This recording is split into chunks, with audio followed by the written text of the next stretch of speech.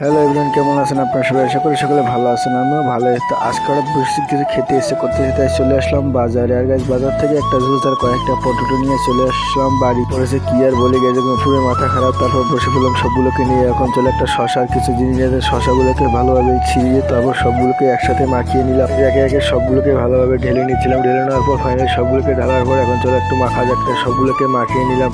আর guys আজকের রেসিপিটা হচ্ছে একদম চানাচুর মাখা। এটা খেতে অনেক ভালোই লাগছিল, চানাচুর এবং চিপস সবগুলোকে একসাথে করে।